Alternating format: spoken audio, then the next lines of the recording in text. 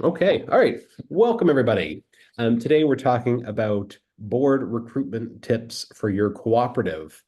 My name is Kyle White. I'm the Director of Education here at Cooperatives First. I'd love to do an introduction with everybody, but because we've got about 30 people in here so far and over 70 signed up, what I'll ask you to do is in the comments, if you could let us know your name, where you're joining us from, and what organization you're with. That's much appreciated. We usually get pretty good representation. I don't think we've had all provinces and territories represented in Canada yet. I think we do have a couple of international folks here, so that's always cool to see.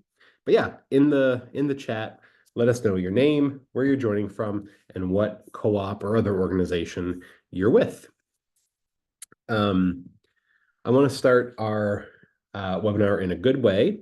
So I'd like to do a land acknowledgement and acknowledge that Cooperatives First. We're located in Saskatoon, Saskatchewan, which is in Treaty 6 territory, home of the Cree, Saulteaux, Dene, Dakota, Lakota, Nakota, and Métis nations. We acknowledge that this land was not ceded, but that the purpose of the treaties was to ensure the land would be shared. Indigenous peoples have been cooperating in these territories for thousands of years, and it is through cooperation that all our communities will continue to thrive. Because we're in an online setting, we've got people all across Turtle Island. I invite you to take a moment and personally acknowledge the ancestors and the peoples of the place that you call home. Okay, I do have a slide deck prepared just to keep us on track and give us some visuals to look at. So I'll share my screen with you guys, and then we will get into it.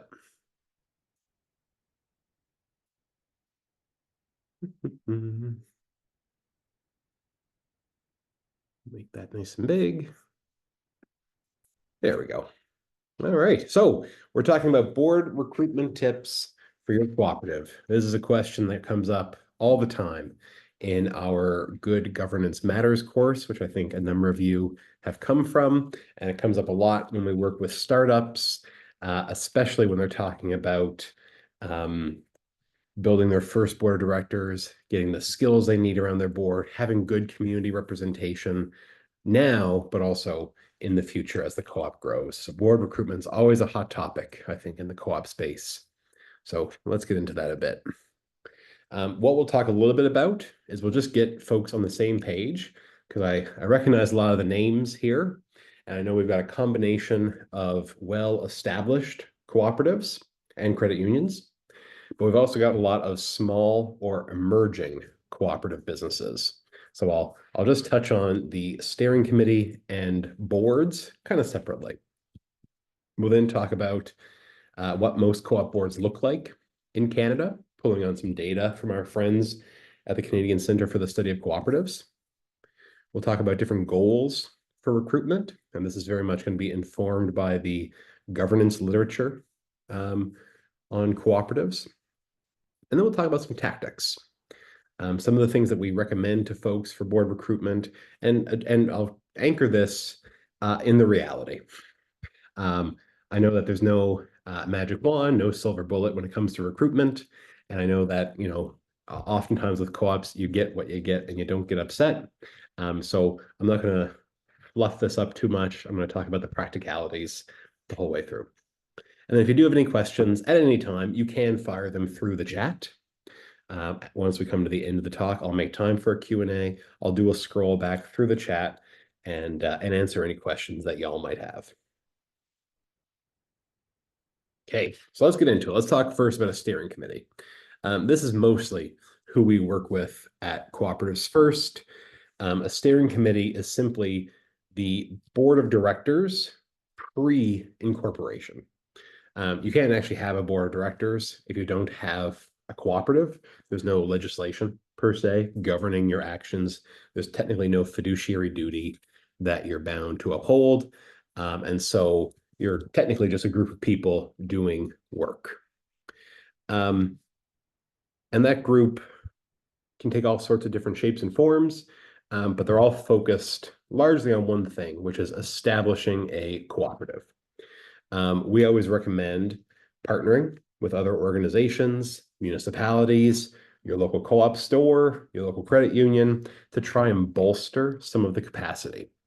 Because most of the cooperatives we work with and help establish are going to be not-for-profit organizations, and they're often going to be reliant on volunteer labor, especially in that early stage.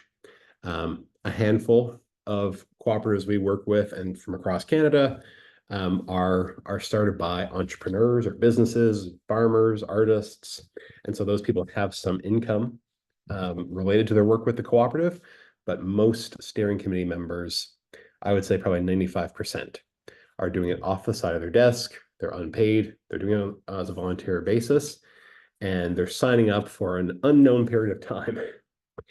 Generally, to start a cooperative, it can take as little as a couple of weeks, but generally for a bigger community-based project, you're looking at least a 6-month investment up to a number of years. So when you're trying to recruit people to be on your steering committee to start a co-op, it's really helpful to be upfront with this information. Let folks know, for example, if you're starting a childcare cooperative, let folks know that whole process is probably going to take a couple of years.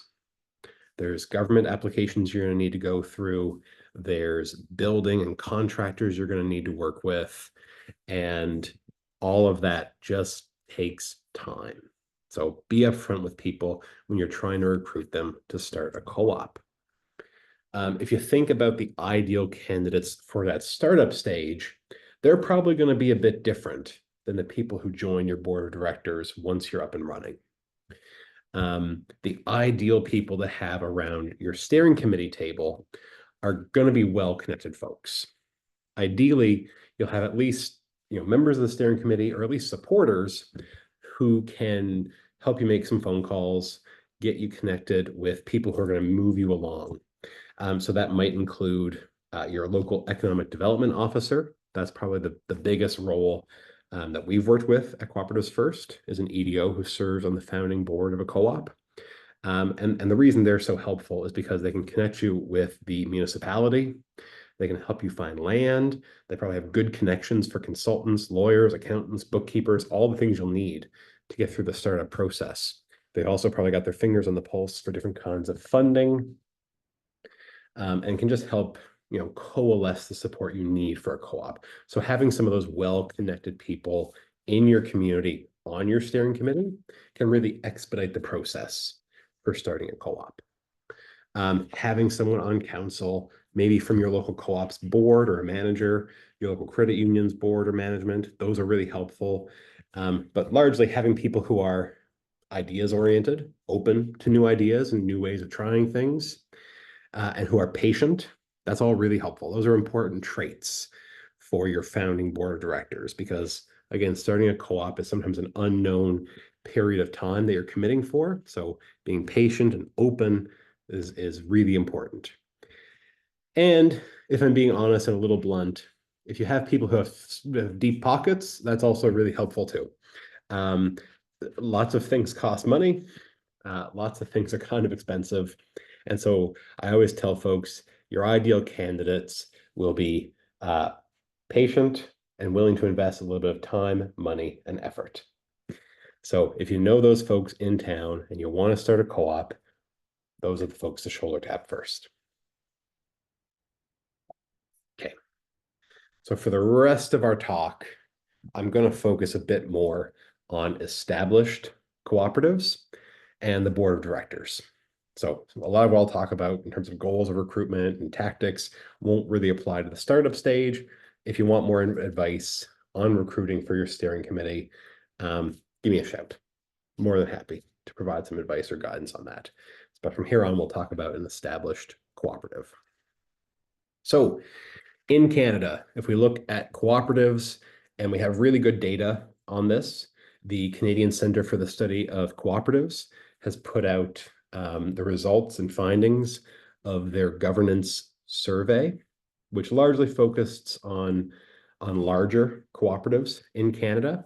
But we have some good data as well from Organizations like the Cooperative Housing Federation of Canada and even Statistics Canada has provided us some pretty good information on co-op data. So if you think about our average co-op board, they're going to have between 3 and 9 directors. 9 probably being the most common I've seen, especially for more community-owned businesses. 3, 4, and 5 is very common for producer cooperatives or worker-owned cooperatives. Those boards will have 3 or 4 officers, a president, a vice president, and a secretary treasurer or secretary and treasurer. They're generally elected at the AGM. Most large cooperatives will elect directors for 3 years, 3-year terms. Most of our clients will use 2-year terms.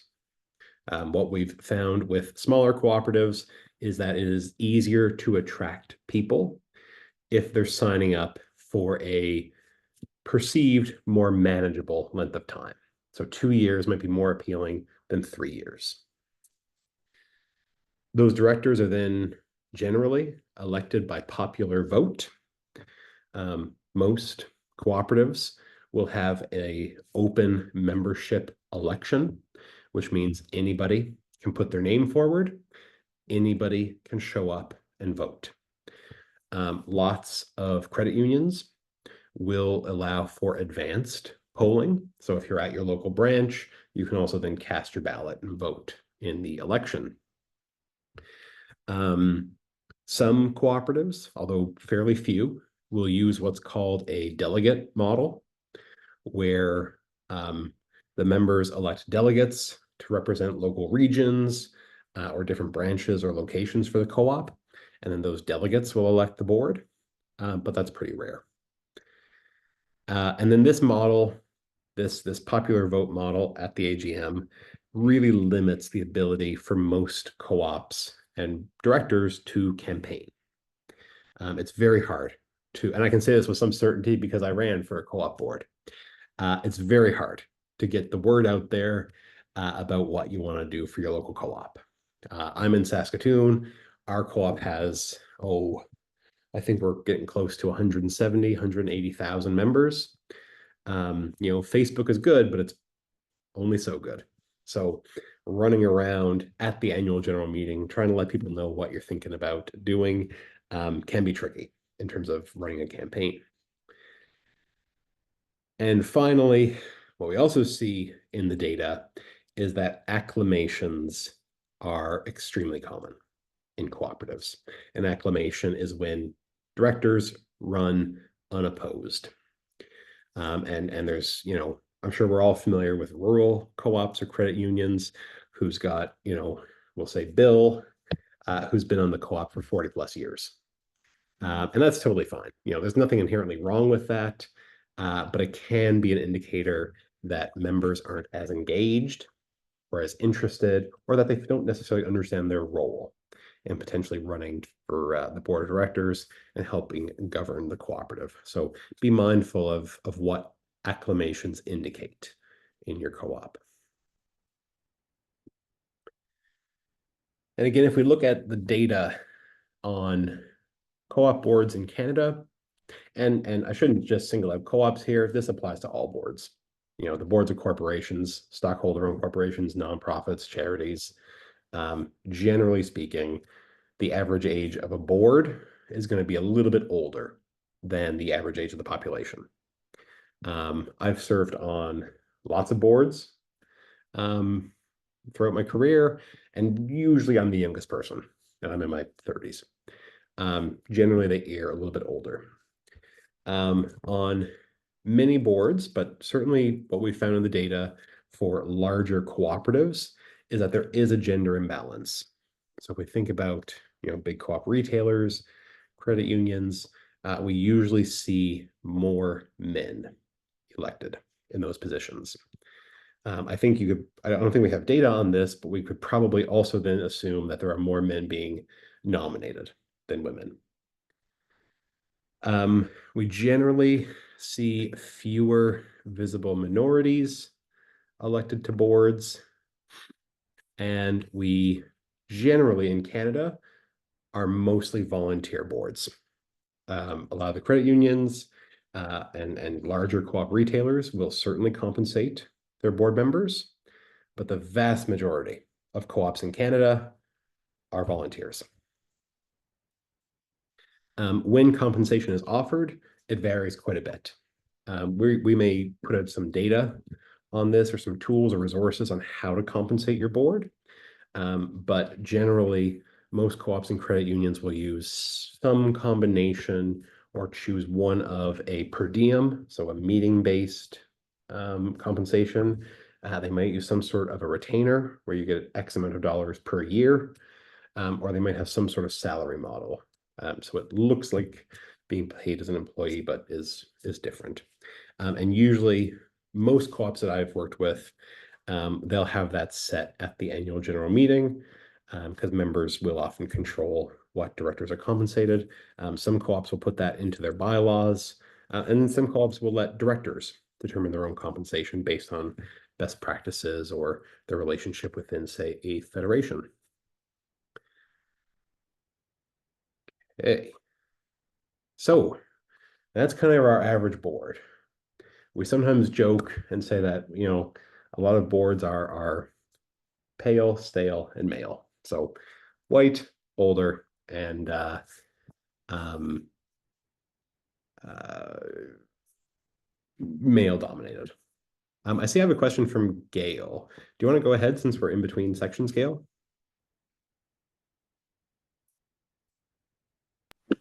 Yeah, sure. I was going to point out, stand by, that you have questions in the chat. I mentioned a little bit earlier that if folks have questions at any time, put them in the chat. And I'll just scroll back through and note them in the Q&A section at the end. Okay, so in terms of goals for recruitment, I've got a couple of things here. And when I talk about goals, I'm going to mention goals that your specific co-op might have, but also goals that the literature on governance has put out there that as co-op leaders, we should at least be considering. So what I would recommend for any cooperative, if you're having conversations about recruiting directors, if you've had struggle recruiting directors, or you've got gaps on your board of any kind, put some thought into doing a recruitment strategy. Put a little bit more thought and effort into this, and be a bit intentional with what you're doing and how you're dedicating your time. It might be really helpful to strike a committee of the board. And this could be a combination of board and staff if your co-op employs folks. Having a nominations committee is just really helpful. And a lot of cooperatives will already have a governance committee. This could certainly fall under their purview if you wanted to expand their role. It may be helpful to develop a terms of reference. The terms of reference is a document that helps govern a decision-making body so that everyone's on the same page and clear on what their role is. The board could identify in that terms of reference what some of those goals or targets are for that committee. So I'll talk about a couple of different ideas for goals that the co-op boards might work towards. But how that looks for your cooperative, of course, is going to be quite different. It's going to be very geographically specific, and it's going to be very much determined by the area or the industry that you're working in. But I do find it helpful with all sorts of strategies to set targets. One of the questions that came up in a governance course that I was leading was around representation amongst the management team. And I think at that time, the co-op or the credit union in question had an all-white management team, and the board posed the question: when would be likely that we could hire a Black CEO or a person of color who's a CEO? Setting targets or having a discussion about how to incorporate representation can make that a little bit more concrete. Because a lot of these ideas about recruiting youth, recruiting women, recruiting visible minorities, can be a little bit idealistic sometimes. But if you set targets towards that, that makes things a bit more real. Okay, so the first goal for board recruitment that your co-op might have is skills oriented. It's very common for groups that we're working with to say, okay, we should probably try and recruit a lawyer, we should recruit an accountant, we should maybe recruit someone with expertise in grant writing, and that's fine. You can try and do that. You might run into some hurdles doing that, because what I have found with working with lawyers and accountants is they don't really want to serve on your board as a volunteer. Maybe they do. Maybe they do. But recruiting based on skills is tough. If you need to do that, what I'd recommend doing is start by creating a bit of a skills matrix. I can share a link later on to a template for one of these. But the goal of a skills matrix is to take stock of what skills your board needs and what skills your current board of directors has. And once you have a sense of that and where the gaps might exist, you could incorporate some wording into your marketing for director recruitment around, we're looking for someone with proficiency in hiring practices or human resources. Or we're looking for someone who's got some proficiency in understanding and preparing financial statements, if you want to say recruit a treasurer. You could certainly do that. I would also recommend you do a skills matrix or take stock of the board's skills to help determine the kind of professional development that you might pursue. Like I mentioned earlier, your election is determined by popular vote. So you might have 2 or 3 lawyers and accountants running for the board. That doesn't mean they're going to get elected. And so what I've found is it's often more helpful for boards to seek out professional development and training and invest in the skills rather than use that as a tool for shaping your recruitment. So I'll just put that out there. But if you are doing a skills recruitment or a skills-based recruitment, you'll probably still want to couple that with an investment in professional development. Okay, another recruitment goal might be to focus on gender. At face value, if we think about our board makeup, we should have roughly 50-50 men and women, or men identifying and women identifying people. I also recognize that if your cooperative is, say, a producer cooperative and you're based in a specific industry, that might not be possible. There are some cooperatives that offer what are called men's sheds, which are a recreational tool sharing cooperative, and they're only made up of men. So I'm aware that the realities of your industry, the realities of your location, and the area of work that you're doing may influence how many women or men are involved. So around the board table, is that possible? Can we have gender parity? It's also a reality that, again, you have a popular vote to contend with. And when you have a popular vote, you might not get the results that you desire. So are there alternative tactics to ensure better gender balance? Perhaps it's a human resources strategy to ensure that part of your management team has gender parity, or that you're working towards ensuring that there's succession plans in place to get more women representation in the management team. And it's also helpful to have a discussion around household dynamics. Even the cooperative I'm a part of here, Saskatoon Co-op, my wife and I don't have a joint membership.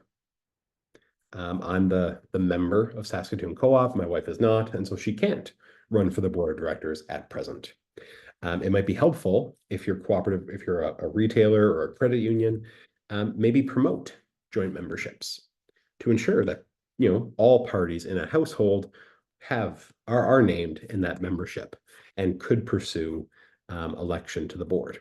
That might be a really simple way of encouraging more women to participate in the governance of the co-op. And I'm saying women participate because that's usually the case. Usually women are underrepresented on the board. So I'm using them as an example. But on the flip side, a lot of the childcare cooperatives we support, many of the housing cooperatives we support are led by teams of women. So again, that the area of work that you're in really shakes out and does impact the makeup of your board. Okay, another goal your cooperative could be working towards is community representation. And here I am talking about representing, visible minorities, different groups that make up your community. And the question I always ask folks in our governance course is, does your board look like the community you serve? If you're in Saskatoon and all of your board members are white, you don't look like the community you serve. And that's worth a discussion then. Why are members of different groups not participating in the cooperative or seeking election? Or if they are seeking election, are they just not winning? I'm also aware that, again, if you are in a small town of 300 and you're in a farming town, you might not have that much different ethnicity around the board table. I recognize that, but it's still worth the discussion. It's still worth the discussion. Does the board look like the community it serves? Because in an ideal world, yes, it should. It should be representative of the people it's serving. And if it's not, is there something we can do around marketing to help promote participation in the cooperative's governance? Can we reach out to different communities and help them understand what the co-op is, why it's supporting them, and why their participation matters? And this is an area where alternative tactics for gaining that input is really helpful. What we've found from the data is that diversity on a board makes a big difference for how a co-op is going to perform. And again, because you have to deal with a popular vote at your AGM, you might not be able to cultivate that diversity the way that we would like. So why not just reach out to communities and get their input? Forming advisory committees from different communities is a great tactic for getting input from folks. Lots of cooperatives will have elders advise their work to get some input from Indigenous communities. That's also a great option. If you're making a big investment and you're going to build a new store or launch new products, why not have a little focus group? And then you can shoulder tap and reach out to different groups or communities to get their input on this new idea. So again, having board representation is ideal, but you have realities that you're dealing with. So there are ways around that to ensure that you're getting representation and new ideas.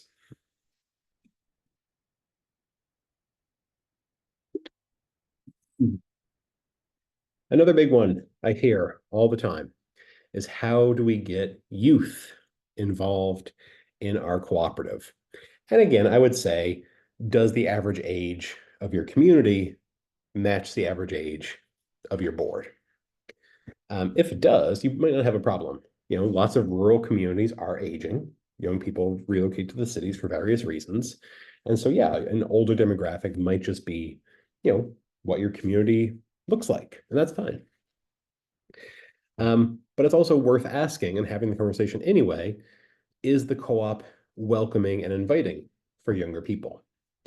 Lots of communities, were founded and built around cooperatives and credit unions.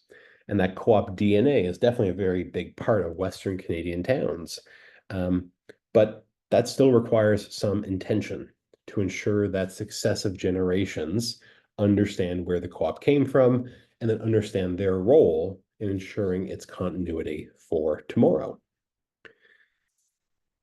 It's also worth asking, in your marketing and your recruitment strategies, if you are using skills as a recruitment strategy, does skill and experience disqualify youth? Someone who's just finished an undergraduate degree probably won't have, experience managing a large corporation. And so if you're looking for someone, and that's one of your criteria, you're going to disqualify a whole host of young people.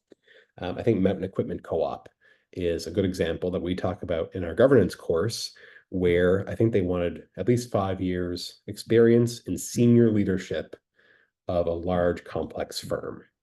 And that's going to disqualify pretty much everybody under 35. So it's worth asking, what's more important, representation of our community or skills and experience? There's no right answer, I would say, either, which is maybe not helpful, but there's no right answer to all of these. But it's still worth asking the question, is your co-op and is your recruitment strategy welcoming to youth? Okay, so we've talked about 5 or 6 different goals for recruitment. Depending on the goals you select, that's going to inform what tactics you choose for recruitment. And let's talk about some of those. Certainly with our clients, which are mostly based in rural communities, shoulder tapping works really well. If you've got some folks you know in your network, or even on LinkedIn, and you know that they would bring either good skills, or maybe they represent an underrepresented group, get in touch with them, tell them to run. I've had this happen to me a number of times, because I'm a young person and I'm really familiar with co-ops or XYZ industries. Folks will want you to run for nomination, to put your name forward and run for the board of directors. Have a discussion around the board table, understand where your goals are, and then, personally, are there folks we can reach out to and encourage them to put their name forward for election? A big drawback to this, of course, is your control over the process ends there. They still just put their name up for election, and then it's a popular vote. So things might go your way and things might not. I think all co-ops should do at least some measure of advertising.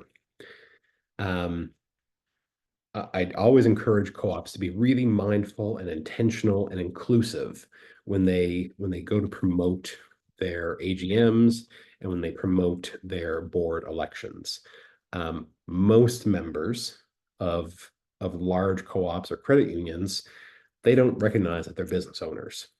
They don't necessarily recognize their role and the responsibility that they have to the co-op or credit union. And so attending an AGM, voting for a board, or putting themselves forward as a nomination probably isn't going to occur to them. Here in Saskatoon, for example, we usually get, a couple hundred. I think 12 or 1,300 was the largest AGM we've been to. That's still a small number relative to our 170,000 plus members. So getting that word out there, helping members understand the governance processes of the co-op is really important. And again, use your unique operations to your advantage. Again, lots of credit unions will encourage folks to vote in branch. That's a great way of ensuring participation. And there might be a cost to this. You might want to work with a designer. You might want to work with a communications consultant to really help curate good materials that are going to help people understand their role.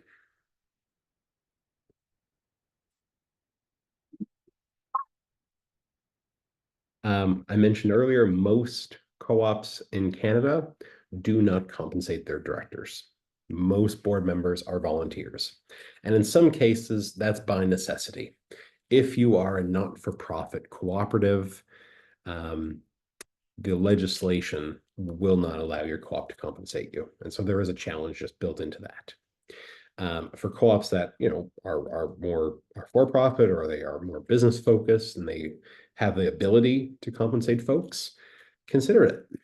I know lots of young people and certainly folks from marginalized communities probably are going to be a little bit more hesitant volunteering their time. There's lots of demands on people who are working full-time jobs and maybe raising families, and so the absence of compensation is probably going to put a lot of people off. So if your co-op can allocate some funds towards that, that might do a lot towards attracting people who are hesitant to step forward. I mentioned a couple of ways where compensation is determined. Obviously, you have to adhere to whatever's in your bylaws and your Cooperatives Act. But have a discussion around the board table. Take a look at what other co-ops in your industry or of a similar size are doing in terms of compensation. The Canadian Center for the Study of Cooperatives, they've provided some great resources and insights from their survey on what compensation rates look like for different co-ops and credit unions across Canada.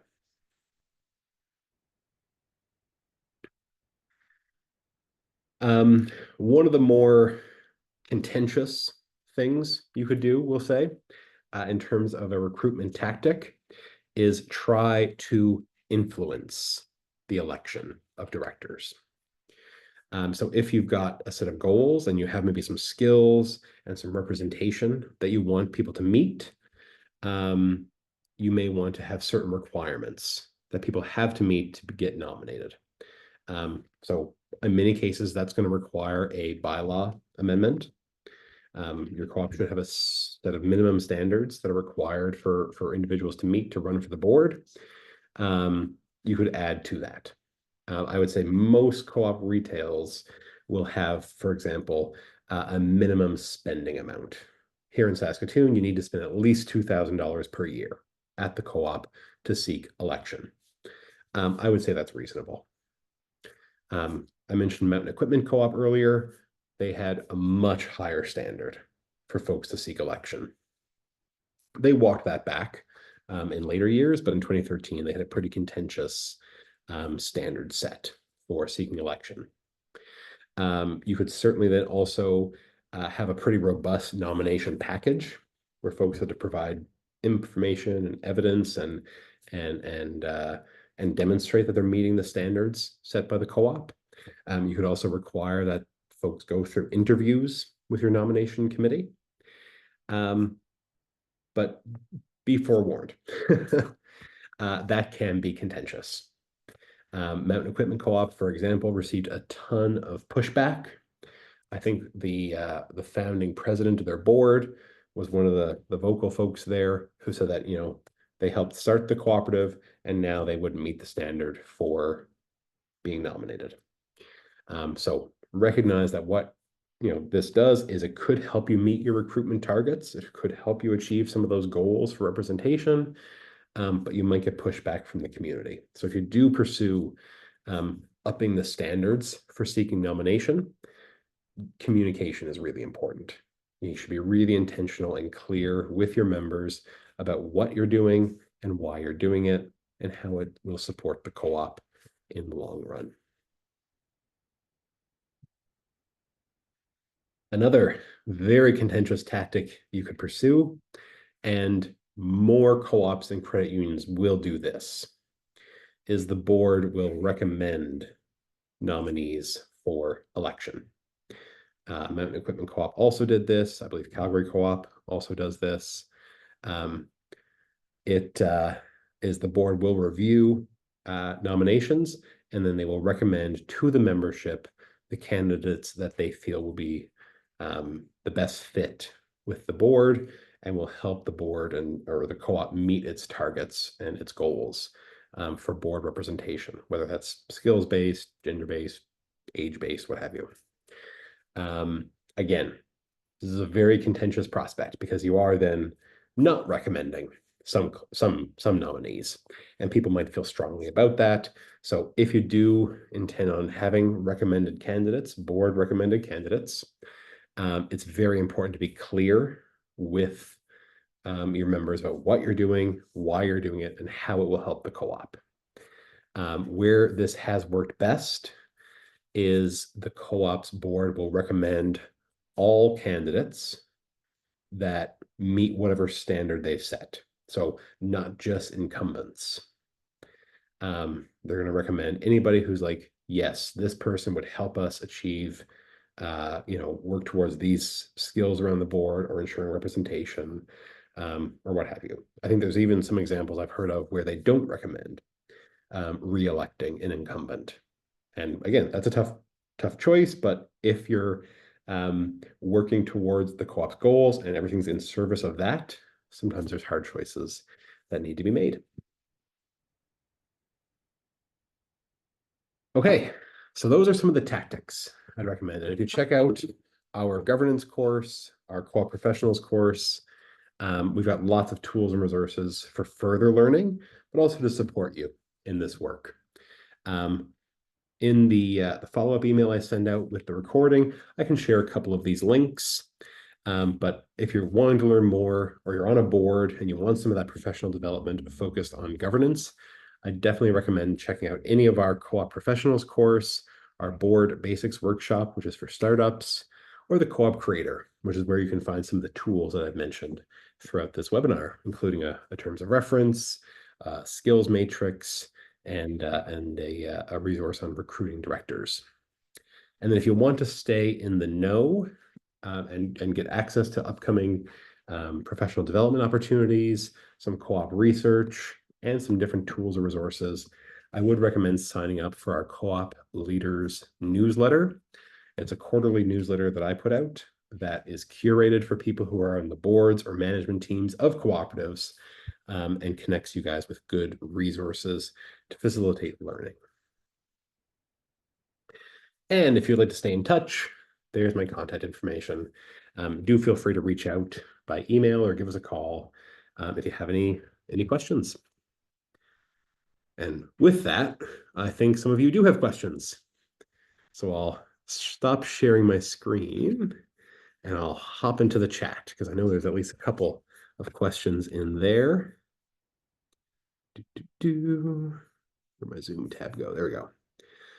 Okay, let's see. Do you have examples of a nomination package? What info do you share with members to select who they want to vote for? We don't have any. That's actually not a bad resource for me to develop, actually, is a nomination package. But honestly, I would look to any co-op store or credit union in your area as a good place to start. If you contact them, I'm sure they would make it available to you, but we're coming up on AGM season here in the winter, so those might just be available online. And then can family members make nominations based on nomination packages? And if so, does this need to be in the bylaws? Generally, I would say if you're talking about elections and nominations, your bylaws are going to provide the minimum standard. You might want to work wording into your bylaws that states where a board or a nominations committee may have powers above and beyond. So for example, a nominations committee or the board will be responsible for screening candidates to make sure that they meet whatever minimum requirements your co-op sets. So for example, an individual cannot be party to a bankruptcy if they intend to run for election on your board. Someone needs to fact check that. And usually that's the board of directors. Oh, Chris asks a good question for the room. I'd like to know what folks on this Zoom session do for compensation. Good question. If anybody's willing to share, please do drop a comment on what compensation policy you observe for your directors. Chris also asks, are you recommending that husband and wife both run for the board? No. So in a co-op's bylaws or rules of association, there should be a section on joint membership, either prohibiting it or allowing it. And usually one of the things in there is that only one party, one individual to a joint membership may seek election at any time. And so I would say having a joint membership for a household would allow either or, the husband or the wife, to run for election. Whereas in my case with my household, only I can seek election as the member for Saskatoon Co-op. My wife technically can't. Can we hold our directors accountable to requirements that we put into our terms of reference, i.e., I assume completing the director development program, which is a program that's taken by FCL and the cooperative retailing system? You certainly could. Enforcement of things like that does usually fall to the board of directors to self-police. And so, for example, in your bylaws, it'll usually state, a director that no longer upholds those requirements for being a director, that it's up to the board then to remove them. Always a contentious thing, but technically, yes, you can do that. I would say if there are requirements that you're putting into a terms of reference that the board observes, that's probably a little different.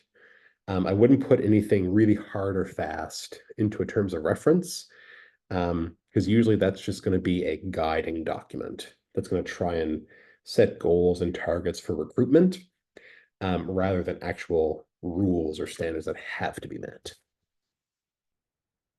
So a nice to have rather than a need to have. Dan asks, do you have a template of terms of reference? I sure do. The terms of reference that we have on the co-op creator, we have one that is created with a finance committee in mind, and another with a human resources committee in mind. So nevertheless, you can kind of adapt the structure and build in the provisions that you need, but those are the two examples we have online. Can someone who wants to be on the board be part of the steering committee? Yep, I would say absolutely. Generally speaking, a steering committee will make up the first board of directors for your cooperative. So those can often be the same people. What I've found is usually people who are in the steering committee, some of them will want to take the co-op to the point where it's up and running, and then they might want to go hands off and turn it over to the people who are actually going to use the cooperative more. We see this a lot with housing.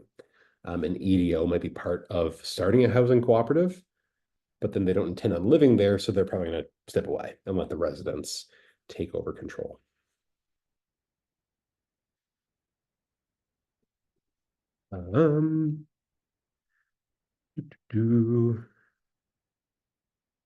Gender imbalance. What about small co-ops? So yeah, it's one of those things. Depending on your community, how many people you serve, how many members you have, achieving gender representation, achieving representation from youth or visible minorities, that just might not be attainable. It's one of the realities. Again, I would still recommend seeking out good representation amongst your staff, seeking input from non-elected advisors. Elders are really common to consult if you're working with Indigenous peoples. So there are certainly other ways around that.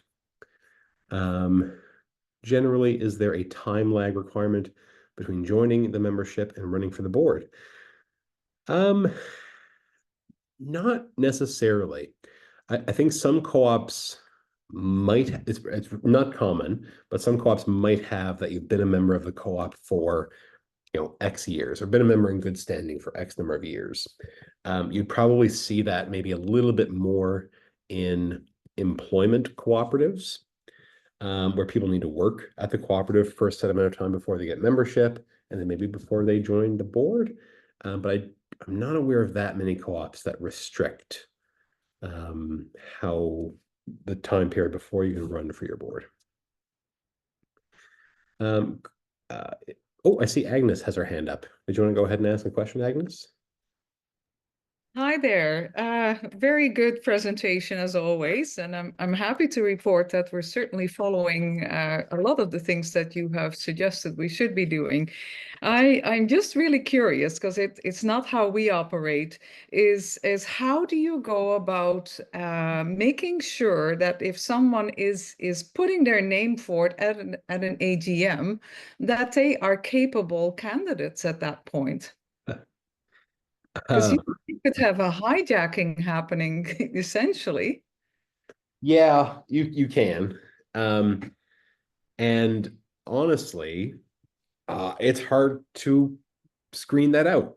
So I guess for a bit of context, if your co-op permits nominations from the floor of an AGM, how then do you make sure that that person meets those minimum standards that you've set? The best advice I have is do not do that. Yeah. In the bylaws and rules that we create, we'll usually, I would say the smallest window is you have to put your nomination in no less than 5 days before the AGM. Mm. And that gives a little bit of a window for some screening. And again, I would recommend that because again, I recognize that most boards have limited resources. None of us are private investigators, and Mm, usually we also can't mhm, look up if someone's party to a bankruptcy or if they're not of sound mind. We could have people fill out a questionnaire and sign off and say everything in here I believe is true, so that you're doing your due diligence mhm, by asking them at least. But yeah, I just would not allow nominations from the floor. mhm. Yeah. So one of the things that we've also started doing is we had our in-person AGMs changed to virtual AGMs, and we have found that we are getting a far better turnout than ever before. Because at a meeting, because we have different locations, we usually just ended up with staff being there and the board of directors and a handful of people. Now we're getting people from all over. So that has really worked well for us. And it's also been a great cost saving if you consider the cost of having an in-person meeting. So one thing you mentioned, you don't often see term limits. That's one other thing we have imposed, 12 years. And as good as you are and as much as experience you have, we have elections every year in our 3 districts. It rotates, right? So I have another question. What about the day of the time of day that meetings are happening? We find with younger people that they are typically employed, Mhm. and it makes it much harder. So then you get a larger group of people that are either self-employed and can make the time available if they have advance notice of meetings, Yep. or they are retired. And that feeds right into having a more mature board. Mhm. So what is the general consensus on when meetings are held? I wouldn't say there's a general consensus. Uh, I would say, from what I've heard and from the things I've done with our clients, 6 or 7 o'clock on a weekday is probably best for everybody because Yeah. most parents can probably take a weekday per month or per 2 weeks, whatever your meeting plan is. Or if it's an AGM and it's a one-off, Yeah. I wouldn't worry too much about it. I wouldn't do it during the day, I guess is my main point. After Mhm. 5 p.m. And then for select cooperatives, maybe a weekend. But again, you need to know your membership demographic and have a really good reason for that because I'm going to be hard pressed to give up a Saturday afternoon. I'll be honest. But I would say, yeah, Tuesday at 7 p.m. That could probably work for just about anybody. Yeah. Oh, that's a And good then answer. I would also say for the term limits, Mhm. there's probably 1,000 co-ops and credit unions in Canada that should have term limits. For everyone else that are smaller, it's a risk. Um, Mhm. yeah, you probably want to hang on to good people and people who want to be on the board. Usually, it's best to keep them on the board. Whereas, yeah, Mhm. for your co-op retailers, for credit unions, where you've got a contended election, you can probably afford to have term limits. Yeah. When you spoke about education, it is an expectation on our board that it is in policy that by the end of your first 2 years, and we have 3-year limits, Mhm. term limit, you will have done all your CUDA courses. Mhm. So that is a requirement. And by the end of your first term, you will have to have your credit union director designation as well. So those are expectations. They are right up front, and we have a very robust nomination package. And our nomination committee works year round. We're always thinking about who's going to be available for tapping on the shoulder, especially this year when we have 4 directors and only one has decided to run again. So we need to fill 3 positions, and I don't think we've ever had that before. So Well, yeah. a word too on, co-op education. Like, the credit union sector has some really good work here. The cooperative retails have access to good Mhm. training.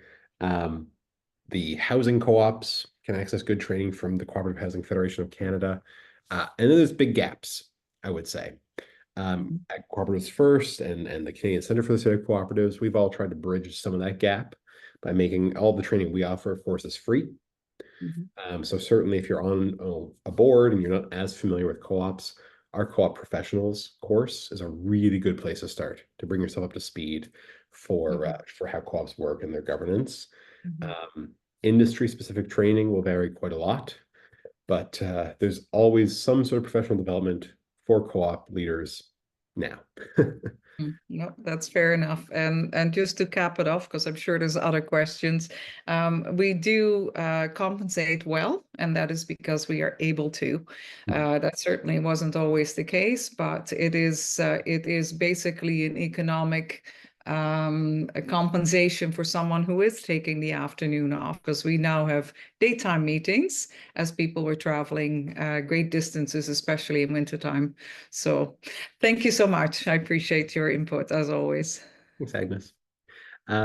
Question from Sheila in the chat. If your bylaws say you can have up to 9 board members and you have 8 that apply, are they automatically acclaimed or can members still vote?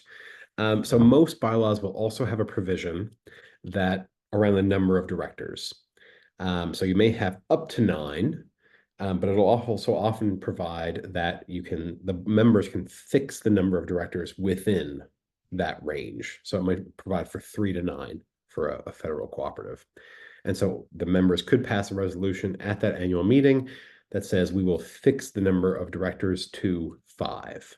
And that might be common for a startup if you've only got a small membership. And then in that case, if you've got 8 applying, you would have an election for 5 seats. Okay, I think there's some new questions in the chat. But folks do have questions who are in the room. Do feel free to raise your hand or fire away and ask a question. I do see some folks sharing their compensation policies, which is great. Oh, Bill did ask, should there be a term limit on how long a board member can serve on the board? I answered that a minute ago. I would say there's about, again, 1,000 co-ops or credit unions in Canada that should. And I would probably say the most common that I've seen is somewhere between 9 and 12 years is the limit. So 3 or 4 terms of 3 years is what I've seen as most common. But then for smaller co-ops, it's just a risk. It's a risk for getting rid of good people. And again, you could also have a what's it called? A cool-off year. Sometimes they call it. So you don't run, for your 10th year, but then you can run the year after if you wish. Some co-ops will permit that, which is fine.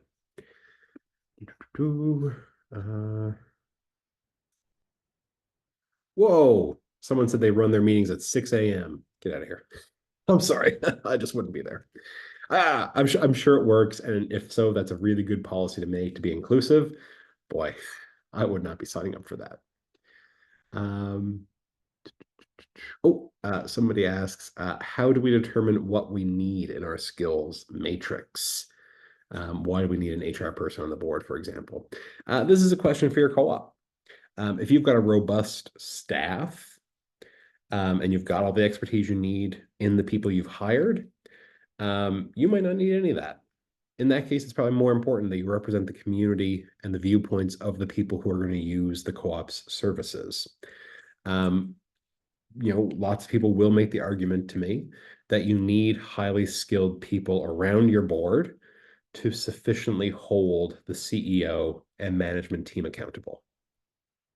You could certainly make that argument. I don't really buy that personally. I think that anybody, an average person, with a little bit of training could hold, any CEO accountable because their experience is just as valid as anybody else. If you're a smaller organization and you rely on the volunteer labor of the board to do a lot of the work of the cooperative, it just might be helpful to have somebody who's a little bit more well-versed in grant writing if it's up to the board to do all the grant writing.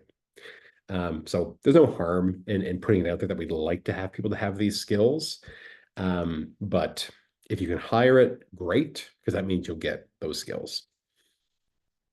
Question 2, with the democratic process, we talked about interviewing or vetting the candidates, but if they meet all the requirements to run, we do not need to let them put their name forward, even if they didn't answer our questions properly. Yeah, I would say all of those things, especially those last two tactics around setting higher standards or screening out people or recommending candidates. All of that, I would never want to prevent someone from running if I was sitting on, a board of your co-op. But again, be mindful of how you're communicating this and how you're articulating the goals of your co-op. But yeah, generally, you should probably still let people run, even if they don't meet whatever threshold you're setting. Comment from Agnes. We also don't allow a director who has a family member employed by the credit union to run for the board of directors.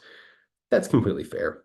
I would just put a caveat to that. There's probably a distance from that person. So like my second cousin, probably wouldn't matter too much if they were employed by the co-op and I ran for election. But it also, again, I wouldn't let the board, I would have really strong rules around how much influence the board can exercise over employees of the co-op. So again, in small towns, that's almost unavoidable. But nevertheless, good to have a conversation about. Okay, that's all the questions I'm seeing in the chat. Any other questions from folks in the meeting room? Okay, seeing none. I will be sending out the recording and some additional resources here in the next couple of days. So keep an eye out for that. Feel free to share this session with anybody in your network. And I look forward to catching everybody at the next session. Actually, the next session will be next week. For folks who are interested, I'm hosting a webinar with two co-op entrepreneurs, Lindsay Alabon and Kevin Raymond. I've just put that link in the chat. So it's some startup tips from two folks who started cooperatives. Yeah. Oh, and I will send out the Canadian Center for the Study of Cooperatives governance survey, which will have information about term limits, gender balance, board compensation, all of that. All right. Well, thank you everybody for coming out this afternoon. I really appreciate it. And please do get in touch if you have any follow-up questions.